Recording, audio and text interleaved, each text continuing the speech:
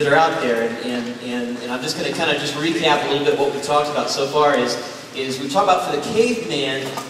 First thing the caveman thinks about is like this. Here's his thought process. Cavemen need food. And we talked about the first week how our food, our basic, we have to get back to is God needs to be number one. That's our basic. Second thing that caveman thinks about is he says this. He says, cavemen need shelter. We talk about how shelter is not necessarily the roof over our head or the structure that we dwell in, but it's the people who are there. The people that are in there, and that's our family. So we put God first, we put our family second. And the third thing we're going to talk about today, and this is how the caveman's thought process goes with this one, is it's like this. Cavemen need wheel.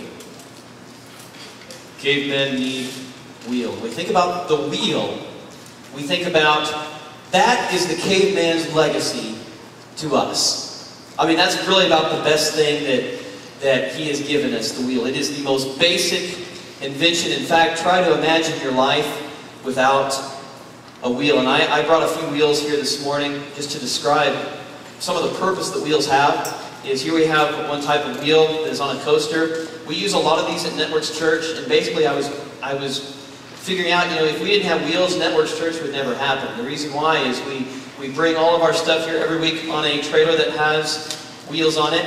Much of our equipment has wheels such as this on it. We bring those out. We use those. We wouldn't be able to do it without wheels. I mean, it's huge. So there's a type of wheel that serves a great purpose.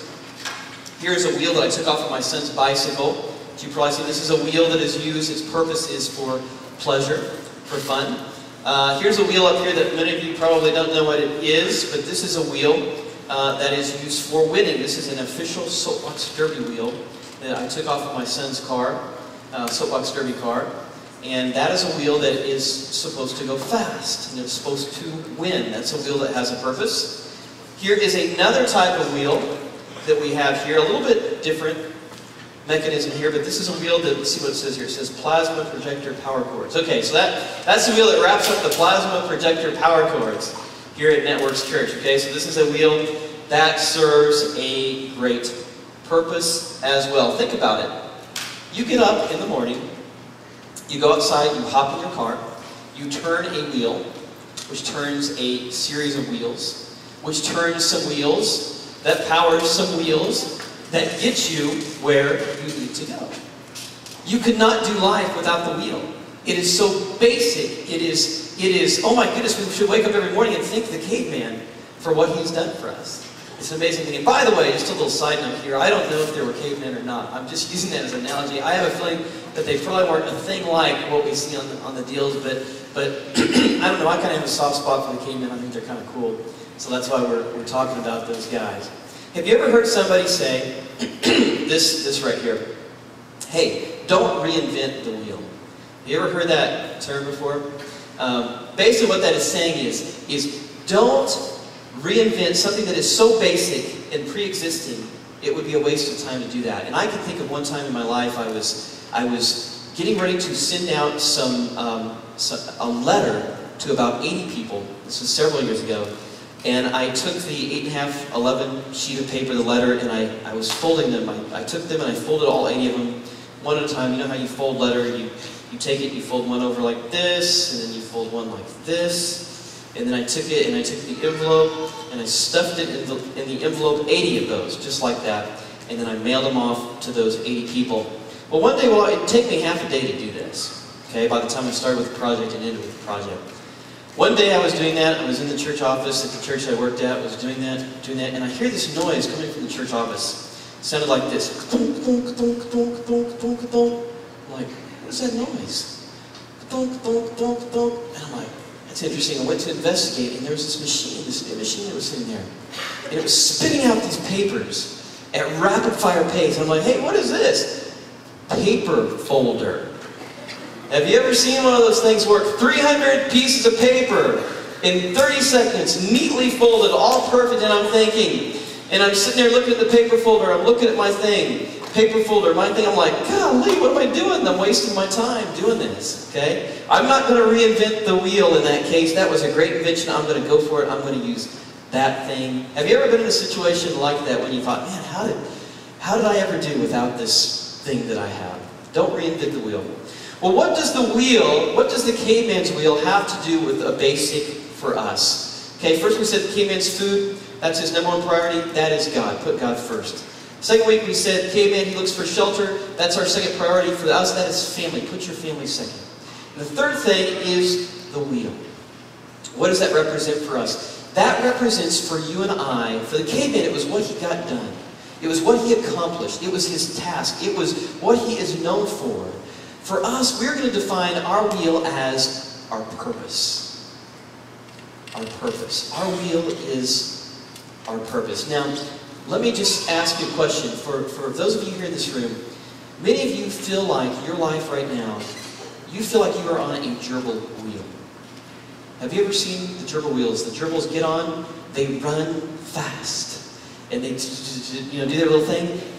The sad thing about that is when they get off the gerbil wheel, they are at the same spot as where they got on. They went nowhere. There was no purpose whatsoever. It's kind of like the treadmill that we have up in our upstairs bedroom. You run for miles, you get off, and you've not gone anywhere. How many of you would say, gosh, my life, I've got days where I feel like I am on a gerbil wheel and I have got absolutely nothing accomplished? Come on, I know we've all been at times like that. Okay, wouldn't you rather have this scenario? Instead of you're like a gerbil wheel, wouldn't you like to have it like a set of Pirelli ZR20s? You know what a Pirelli ZR20 is? It's a high, Shane knows, it's a high performance tire that is used on many models of Ferrari.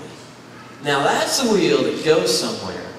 That's a wheel that's got a great purpose and gets where it needs to go. I don't know about you, but I like for my days and my weeks to be a little bit more like that. I like for them to have some purpose. Now, I'm gonna just kind of let you guys into my life for a little bit. And one of the things we talk about a lot here at Networks Church is that it's important for us to be real. It is not good for us to be fake. It's not good for us to fake it, and because when you do that, you put on this facade, and you can't get in, and you can't help each other, and you can't let God in to heal, and you can't pick each other up. So we're real about our lives. And so I'm going to just let you into my life a little bit, and I'm going to give you kind of in Reader's Digest form the average day for Andrew Fortner, okay? And I'm going to kind of do it in caveman terminology, very simplified. Okay, this is the way my day looks, okay? Goes something like this. Alarm clock. Sleep. Alarm clock. Wake up. Exercise. Eat. Kiss my wife. Kiss my children. See them off to school. Go to work. And then I start my day at work. I pray. I read my Bible. I figure out what I'm going to do. I look at my calendar. Email. Eat. Call people. Email. Calendar. Call my wife. Call people. Go home. See my kids. Play with my kids. Eat. Kiss my wife. Go to bed. Sleep.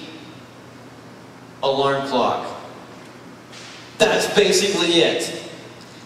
And the thing that I want you to see is your life is probably just about the same way. And what's freaky about it is it's just this big circle that repeats. Alarm clock. Eat. Sleep. Alarm clock. It just repeats over and over again. And I promise you, every person in this room, after a series of cycles like that, you step back and you look at that, and you look at that series of events and you go, why? And if you've never come to that point, you will at some point in time. Why? What is that it? Is that life? Alarm clock, eat, sleep, alarm clock, eat, sleep. Is that all that there is to the deal?